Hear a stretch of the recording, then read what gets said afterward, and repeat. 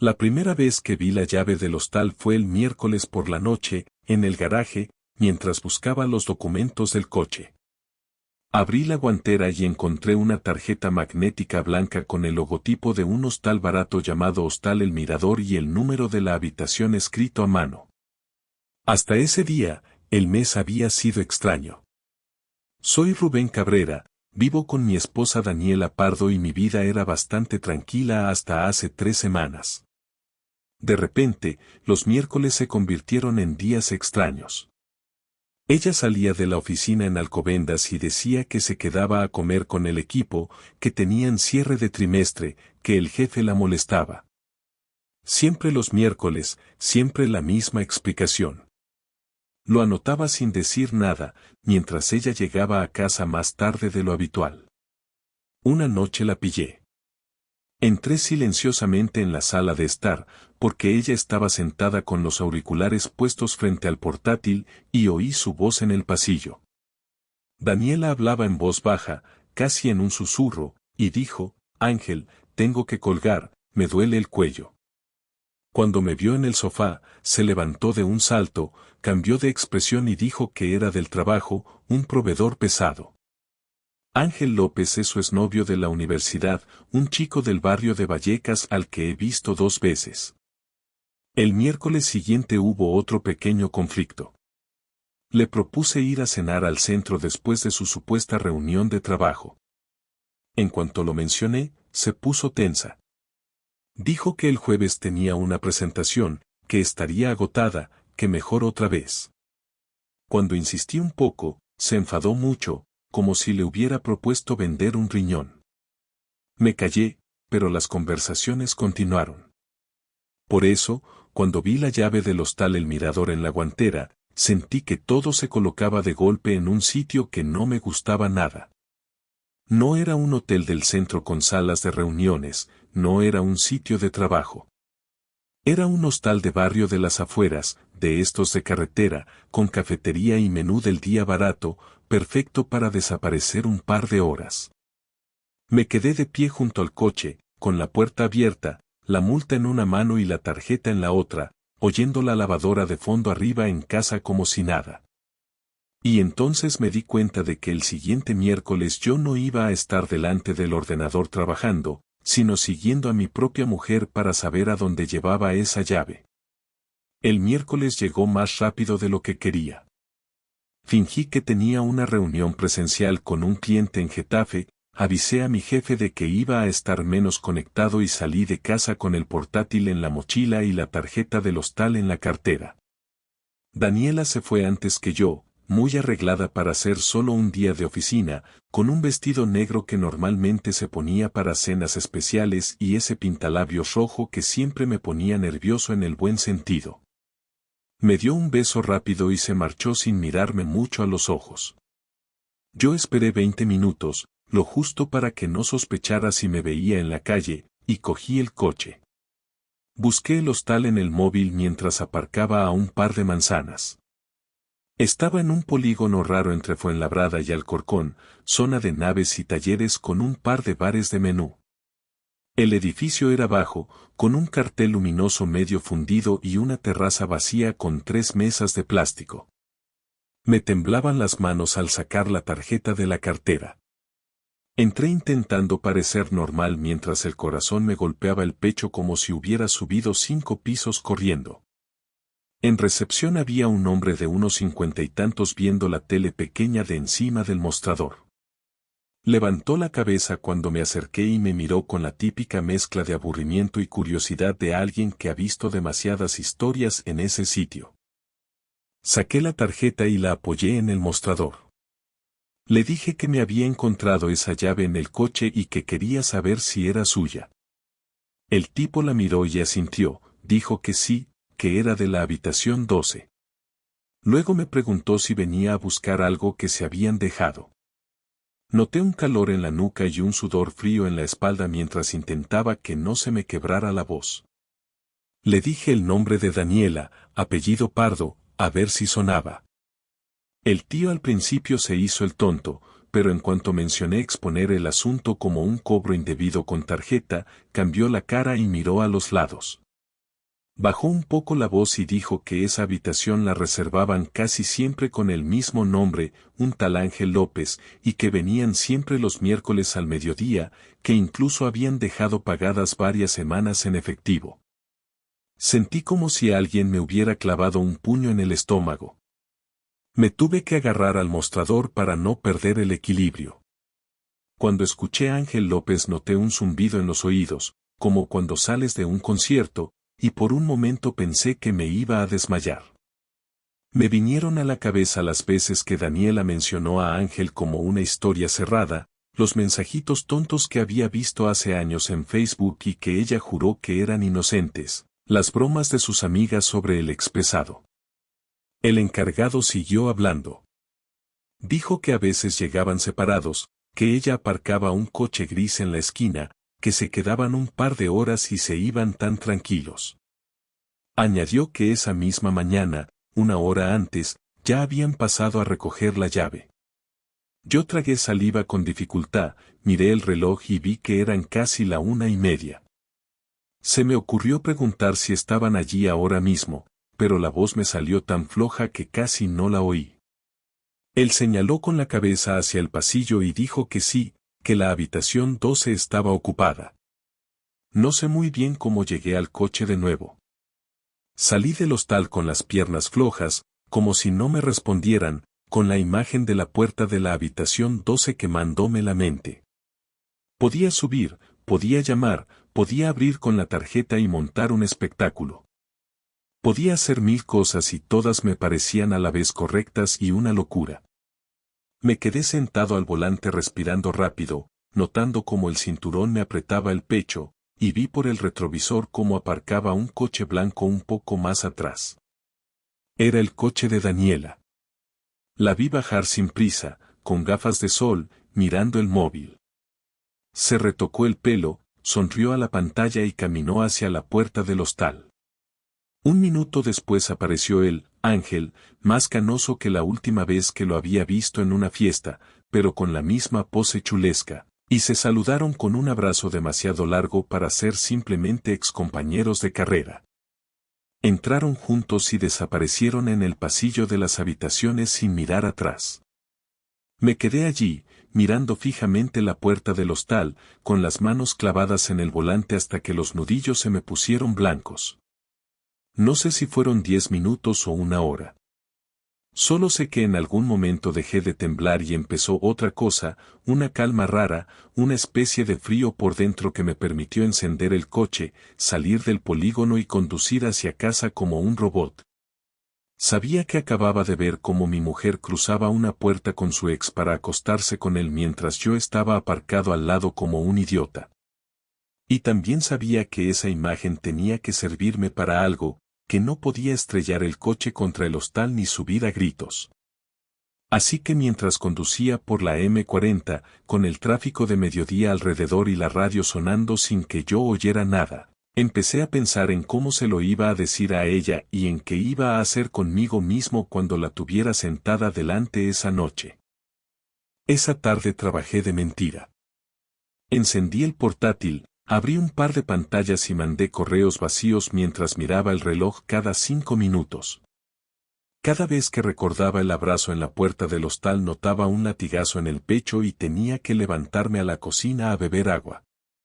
Cuando se hicieron las 7, escuché la llave de casa y sentí una mezcla absurda de ganas de vomitar y de salir corriendo por la ventana. Entró Daniela con su bolso, el mismo vestido negro y una sonrisa cansada, de estas que usa con clientes, no conmigo. Dijo que el día había sido eterno, que el jefe les había dado una charla, que estaba agotada. Yo la miré sin contestar y ella pareció notarlo. Preguntó si estaba todo bien. Le dije que necesitábamos hablar, que se sentara en la mesa del salón. Se sentó frente a mí, sin quitarse el abrigo, con las manos entrelazadas. Yo puse la tarjeta del hostal El Mirador en medio de la mesa, entre los dos. Durante un segundo no la reconoció, o fingió no hacerlo. Luego se le cambió la cara. Esa expresión la he visto pocas veces, mezcla de susto y cálculo rápido. Preguntó qué era eso. Le dije que había salido de la guantera del coche, que la había llevado yo mismo al hostal y que el encargado estaba muy bien informado de quién la usaba y cuándo. Ella reaccionó rápido. Dijo que no era lo que parecía, que era de una comida de empresa, que su jefe había reservado habitaciones para echarse una siesta entre reuniones. Sonaba tan poco creíble que casi me ofendió más la excusa que la propia llave. Le pregunté si quería que repitiera lo que me había dicho el encargado. Empecé a hablar despacio, sin gritar, contándole los miércoles, el tal Ángel López en la reserva, las horas, el coche gris, la habitación 12. A medida que yo hablaba ella se fue desinflando, como si le fueran soltando el aire poco a poco. Al final apoyó los codos en la mesa, se tapó la cara con las manos y dijo que vale, que sí, que había estado quedando con Ángel algunos miércoles, que solo había sido unas cuantas veces, que no significaba nada, que estaba confundida. En ese momento noté un calor violento subiéndome por el cuello, como si por fin el cuerpo hubiera alcanzado al cerebro. Me levanté de la silla de golpe, la silla se movió hacia atrás y golpeó la pared. Le pregunté desde cuándo. Ella dijo que un mes, que fue casual, que se reencontraron por Instagram y que un día se tomaron un café y se les fue de las manos. Yo le dije que no me tomara por tonto. Saqué del bolsillo el móvil y abrí una foto que había hecho desde el coche, el abrazo en la puerta del hostal, sus caras demasiado cerca. La apoyé también en la mesa. Daniela la miró y se echó a llorar. No eran lágrimas tranquilas, eran sollozos descontrolados, de estos que cortan la respiración. Dijo que me quería, que no pensaba dejarme, que con Ángel solo había buscado sentir algo distinto porque conmigo todo era rutina, que se había dejado llevar. Me repitió que no habían sido tantas veces, que iba a cortar con él. Yo le pregunté si alguien más sabía algo de esto. Se quedó quieta. Luego admitió que su amiga Laura le cubría cuando decía en la oficina que se iba con ella a comer. Dijo que Laura no estaba de acuerdo, pero que la entendía, que le hacía el favor. En ese momento sentí que no solo se había acostado con su ex, sino que su vida entera era una obra de teatro montada sobre mi cara. La tensión siguió subiendo. Daniela vino hacia mí, intentó tocarme el brazo, pedirme perdón, decir que podíamos ir a terapia, que había sido un error, que no quería tirar 15 años juntos por 4 encuentros. Yo me aparté como si me fuera a quemar. Le dije que error es olvidar las llaves de casa, no reservar un hostal todas las semanas con tu ex. Le dije que no me hablara de terapia ahora, que lo primero era que yo decidiera si quería seguir viviendo con ella bajo el mismo techo. Le pregunté si seguiría viéndose con Ángel si yo no hubiera encontrado la llave. Tardó demasiado en contestar. Al final dijo que no lo sabía, que probablemente sí porque se sentía viva con él. Esa frase se me clavó en el pecho más que todo lo anterior. Me di cuenta de que, aunque llorara, una parte de ella estaba aún enganchada a ese juego. Esa noche no dormimos en la misma cama. Cogí una almohada, bajé al sofá y me quedé allí, mirando el techo del salón, oyendo cómo ella se movía en el dormitorio. No podía dejar de imaginarla en la habitación 12, en la cama barata del hostal, con un tío al que nunca le importó nuestra vida. En algún momento me levanté, encendí el portátil y empecé a revisar las cuentas conjuntas, los movimientos de tarjeta. Encontré cargos en restaurantes de la zona sur de Madrid a mediodía, un par de pagos en efectivo que coincidían con las fechas de los miércoles. Cada línea del extracto era como otro pequeño puñetazo. Cuando cerré el ordenador, con los ojos secos de tanto mirar la pantalla, ya tenía claro que no iba a quedarme quieto a esperar a ver si ella de verdad cortaba con Ángel o si aprovechaba el siguiente miércoles para volver al hostal. Al día siguiente fingimos normalidad. Ella se levantó temprano, preparó café, soltó un buenos días tímido. Yo respondí lo justo. Los dos sabíamos que nada era normal. Como trabajaba desde casa, aproveché la mañana para llamar a un abogado que me había recomendado un compañero de trabajo cuando se divorció. Pedí una cita urgente para esa misma semana. Cuando me preguntaron el motivo, dije que infidelidad y régimen de gananciales. Noté que me temblaba un poco la voz al pronunciar la palabra infidelidad, como si al nombrarla en alto todo se volviera aún más real. Apunté la hora de la cita en el calendario y luego abrí de nuevo la banca online. En menos de media hora separé mi nómina a una cuenta solo a mi nombre, dejé en la conjunta lo justo para los gastos de ese mes y cancelé la tarjeta adicional que ella casi no usaba, sabiendo que eso levantaría menos sospechas que cualquier cosa más brusca. Mi venganza no iba a hacer pegar gritos ni destrozar cosas. Quería que tuviera consecuencias reales, que sintiera que sus miércoles de hostal iban a costarle algo más que un par de lágrimas. Llamé de nuevo al hostal y pedí hablar con el mismo encargado. Le dije que necesitaba facturas a nombre de su empresa por las estancias de Ángel López. No hizo muchas preguntas. Le ofrecí enviarle un correo con los datos y, a cambio, le pedí que me confirmara fechas y horas exactas de las visitas. El tipo accedió encantado cuando oyó la palabra facturas. En un rato tenía en el correo un listado de 4 miércoles seguidos, con 2 personas en la habitación 12.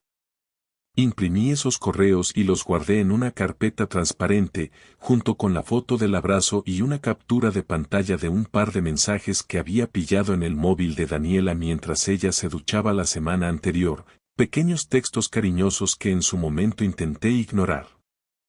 Esa misma tarde, llamé a mis suegros. Les propuse quedar el sábado a comer en nuestro piso, les dije que hacía tiempo que no nos juntábamos, que quería hablar de temas familiares. Mi suegra se alegró al teléfono, mi suegro fue más seco, como siempre. Llamé también a mis padres y a mi hermana y les dije lo mismo. Quería testigos, no para humillarla por puro morbo, sino para que la historia no se torciera después, para que no pudiera pintarme como el loco que se había ido de casa sin motivo. Mientras preparaba esa comida en mi cabeza, recogí algunas de sus cosas del armario, la ropa que sabía que se ponía para ir al hostal, y las metí en una maleta pequeña que dejé en el trastero, como quien va preparando una salida de emergencia. Mirar su lado del armario me provocó un nudo en la garganta, pero a la vez sentí una especie de fuerza rara al cerrar la cremallera de la maleta. El sábado, la mesa del comedor estaba llena.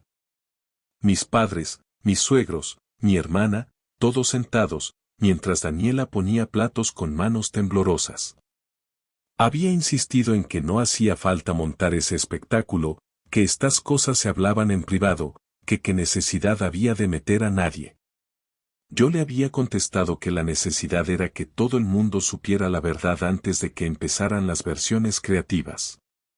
Esperé a que todos terminaran el segundo plato. Mi suegro comentó algo sobre la liga, mi madre preguntó por el trabajo. Cuando se hizo un breve silencio, me levanté, fui al dormitorio y volví con la carpeta transparente. Me senté, la puse sobre la mesa y dije que tenía algo importante que contar. Esa frase dejó los cubiertos en el aire. Hablé tranquilo, sin subir el tono. Expliqué que desde hacía una semana sospechaba que Daniela me estaba engañando. Conté la historia de los miércoles, la llave en la guantera, el hostal en el polígono, la conversación con el encargado. Mientras hablaba, veía las caras cambiarse a cámara lenta. La de mis padres, sorprendidos pero conteniendo la reacción para no hacer sangre. La de mis suegros, primero confundidos, luego tensos, mirando a su hija buscando una negación que no llegó. Abrí la carpeta, saqué las facturas y las fotos y las fui colocando en la mesa, delante de ellos y de Daniela. Dije el nombre de Ángel López en voz alta. Mi suegra murmuró que era el ex de la uni, mi suegro apretó la mandíbula. Daniela empezó a llorar, a repetir que lo sentía, que yo me estaba pasando, que no hacía falta llegar a ese punto. En ese momento sonó el timbre de la puerta. Miramos todos a la vez. Daniela se levantó sobresaltada, como si supiera quién era. Fui yo quien abrió. En el rellano estaba Ángel López, con unos vaqueros, una camisa remangada y cara de no entender nada. Preguntó por Daniela, dijo que había quedado con ella un momento, que solo venía a hablar. Le miré a los ojos y vi esa mezcla de seguridad y poca vergüenza que siempre le había notado. Le aparté del paso y le invité a pasar con un gesto frío. Entró al salón y se encontró con la escena de las familias, la mesa llena de platos y documentos, y a Daniela con los ojos rojos. La cara se le descompuso al ver su nombre en las facturas del hostal. No hubo que explicar mucho más. Nadie gritó, pero el ambiente se llenó de frases cortas y cortantes. Mi suegro le pidió a su hija que confirmara si era verdad, ella asintió entre sollozos. Mis padres se levantaron de la mesa, mi hermana salió al balcón para respirar. Ángel intentó decir que la culpa era de los dos, que él no quería destruir ningún matrimonio, que esto se les había ido de las manos. Yo me limité a decirle que ya había hecho suficiente y que se marchara, que a partir de ahora cualquier comunicación entre él y Daniela iría por abogado si hacía falta. Al final se fue con la cabeza gacha, sin despedirse de nadie. Cuando la puerta se cerró detrás de él, quedó un silencio pesado, de esos que hacen ruido en los oídos. Yo lo rompí diciendo que había pedido cita con un abogado y que mi intención era separarme. No di más detalles. Me limité a añadir que Daniela y yo hablaríamos del piso, de las cuentas y de todo lo demás en los próximos días. Mis suegros miraron a su hija, pero nadie dijo nada más. La comida terminó en un murmullo y en visitas que se acortaron. Cuando por fin nos quedamos solos en el piso, Daniela y yo, su cara era una mezcla de rabia y desesperación.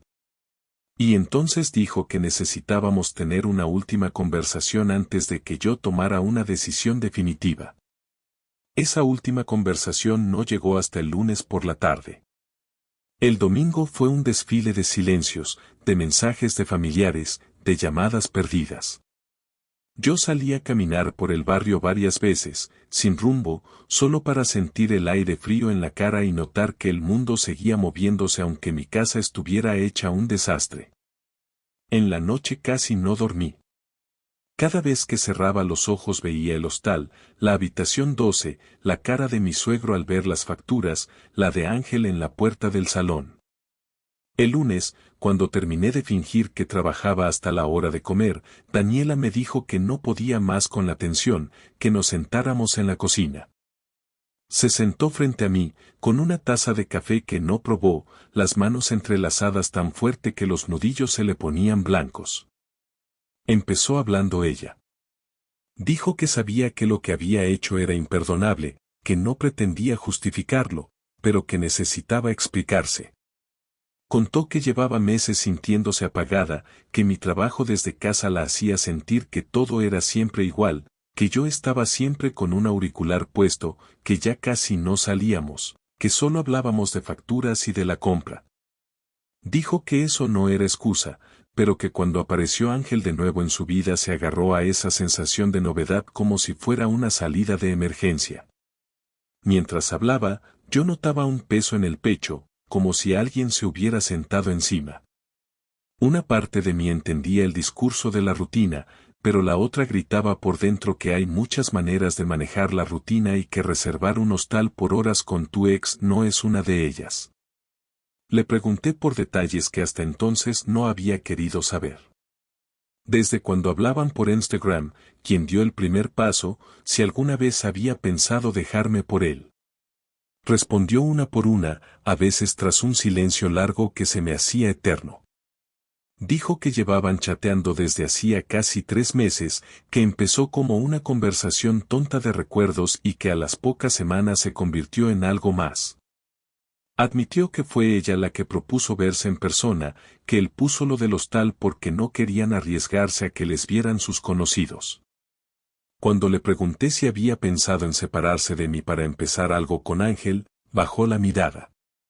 Dijo que se lo planteó un par de veces, que fantaseó con la idea, pero que luego veía a nuestros amigos divorciados, a sus hijos a medias semanas, y se le revolvía el estómago. Que por eso había intentado llevar las dos vidas a la vez. Esa confesión me dolió casi tanto como la infidelidad en sí, porque confirmaba que durante semanas yo había sido un plan B cómodo. En un momento de la conversación noté que me ardían los ojos y tuve que apartar la mirada hacia la ventana. No quería llorar delante de ella, no porque fuera de macho duro, sino porque sentía que si empezaba, no paraba. Sin embargo, se me escaparon un par de lágrimas silenciosas, más de rabia que de tristeza. Daniela las vio y empezó a llorar también, pero esta vez más contenida.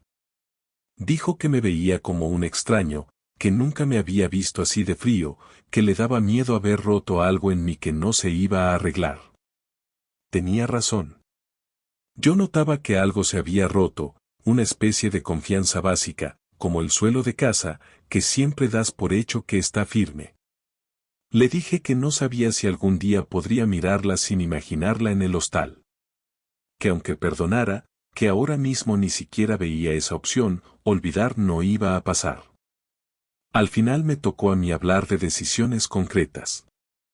Le dije que había ido al abogado, que me había explicado que podíamos hacer una separación pactada, vender el piso o que uno se quedara con él compensando al otro, organizar cuentas y horarios de forma razonable. Daniela se sobresaltó. Preguntó si de verdad quería divorciarme o si estaba diciendo eso para castigarla. En su mirada había pánico real, pero también una cierta incredulidad, como si no terminara de creer que yo, el tranquilo, el que siempre evitaba los conflictos, fuera capaz de romper el matrimonio.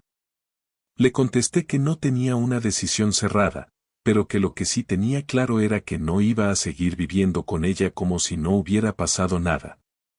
Que no podía. Ese fue uno de los momentos en los que la vi más descolocada, como si por fin viera que esto iba en serio. Entonces soltó algo que no me esperaba. Dijo que había escrito un mensaje a Ángel el domingo diciéndole que no quería volver a verlo, que lo de presentarse en casa delante de la familia había sido la prueba definitiva de que él no entendía lo que estaba en juego. Me enseñó el móvil con el chat. El mensaje estaba ahí, leído y con una respuesta corta de él diciendo que lo respetaba y que la dejaría en paz. Aquello no borraba nada, pero añadía una pieza nueva a la historia. Me di cuenta de que ella estaba quemando ese puente, pero también de que lo hacía cuando ya estaba acorralada. Aún así, me aferré a ese dato porque mi cabeza necesitaba agarrarse a algo que no fuera destrucción pura. Terminé la conversación diciéndole que iba a pasar unos días fuera, que me quedaría en casa de mi hermana mientras pensaba con calma qué hacer. Ella sintió entre lágrimas y preguntó si iba a volver. No supe qué contestar, así que me levanté, cogí la chaqueta y salí de la cocina con el corazón a mil, dejando su pregunta colgando en el aire. Los días en casa de mi hermana fueron raros. Dormía en el sofá cama del salón, rodeado de cajas de juguetes de mis sobrinos, con el ruido de la tele de fondo hasta tarde. Por primera vez en años no oía el ruido del ascensor de mi portal, ni el goteo del grifo de nuestra cocina, ni el secador de Daniela por la mañana. Me sentía descolocado, pero a la vez había una especie de alivio extraño en no compartir espacio con ella. Hablé mucho con mi hermana, un poco con mis padres, algo con dos amigos de confianza. Conté la historia de cabo a rabo tantas veces que llegó un punto en que sonaba casi como si estuviera hablando de otro. Eso me ayudó a tomar distancia y a ver que, más allá del cabreo, tenía que construir un plan de vida nuevo que fuera mínimamente estable. Volví al abogado, esta vez con la cabeza menos caliente. Le expliqué que, aunque la idea de divorcio seguía sobre la mesa, quería valorar la separación con calma, ver si era posible al menos una temporada de convivencia mínima mientras vendíamos el piso o encontrábamos opciones. Me planteó varias alternativas. Una, que yo me quedara en casa y que ella se marchara, pagando yo una parte de alquiler en otro sitio mientras vendíamos. Otra, hacerlo al revés. Al final la opción que más sentido tenía era que yo me mudara a un piso de alquiler pequeño cerca del barrio, para poder seguir con mi vida cotidiana sin desaparecer del mapa ni obligar a nadie a cruzar media ciudad para hablar de papeles. Firmamos un borrador de convenio que luego tendría que negociar con Daniela. Al salir de la gestoría, con la carpeta en la mano, sentí por primera vez en semanas que estaba haciendo algo por mí y no solo reaccionando a los golpes. La conversación final con Daniela fue más corta de lo que habría imaginado. Volví al piso una tarde, cuando sabía que ella estaría sola, y nos sentamos de nuevo en la cocina. Le dije que había decidido irme a vivir a otro sitio, que ya tenía un estudio alquilado en Getafe, que nos quedaban por resolver temas del piso y de las cuentas, pero que no quería alargar la agonía. Ella escuchó callada, con ojeras marcadas, mucho más delgada que hacía un mes. Dijo que aceptaba lo que yo decidiera, que si algún día me veía con fuerzas de intentarlo de nuevo, ella estaría dispuesta, pero que no iba a presionarme. Me sorprendió ese tono, más resignado que defensivo. Noté que, a su manera, también estaba agotada de mentir, de doblar su vida en dos. Firmamos el borrador de convenio con algunas correcciones, hablamos de cosas prácticas, quién se quedaba con qué, y por momentos la escena parecía un simple reparto de muebles entre compañeros de piso, lo que me pareció casi más triste que los gritos de la semana anterior. El día que me mudé llovía, típico de Madrid en abril. Metí mis cosas en el coche en 2 viajes. Ropa, ordenador, un par de libros, poco más. Me despedí del piso con una vuelta rápida por las habitaciones. El salón donde había dormido en el sofá, el dormitorio donde aún olía a su perfume, el garaje donde todo empezó con una multa y una llave en la guantera. Esa imagen volvió a mí tan clara que tuve que cerrar los ojos un momento apoyado en la pared fría. Daniela estaba en la puerta, con un jersey gris y los ojos hinchados. Dijo que esperaba que algún día pudiéramos hablar sin que todo girara alrededor del hostal o de Ángel. Yo le contesté que también lo esperaba, aunque en ese momento no supiera ni qué forma tendría esa conversación. Nos dimos un abrazo corto, torpe, más formal que otra cosa. No hubo grandes promesas ni frases de película, solo un hasta luego que sonó raro en la escalera. Ahora estoy en el estudio de Getafe, escribiendo esto en la mesa de la cocina, con la lavadora sonando de fondo y el portátil delante. Hace menos de un mes que encontré la llave en la guantera y parece que hubiera pasado un año entero. No tengo claro si habrá divorcio definitivo o si nos quedaremos en esa especie de limbo legal, pero sí sé que no pienso volver a mirar hacia otro lado cuando algo no encaje en mi vida. También he aprendido que la rutina puede ser un enemigo silencioso si no la trabajas y que la confianza, cuando se rompe de golpe, no se pega con cinta adhesiva. No voy a fingir que estoy bien, porque no lo estoy, pero tampoco me siento muerto. Sigo trabajando, quedo con amigos, a veces me sorprendo riéndome de cosas básicas, como cualquier otro día antes de todo esto. Y cada vez que subo al coche, cierro la puerta y extiendo la mano hacia la guantera, no para buscar multas ni llaves de hostales, sino para recordar que, a partir de ahora, lo que haya ahí dentro lo quiero elegir yo y no descubrirlo por accidente.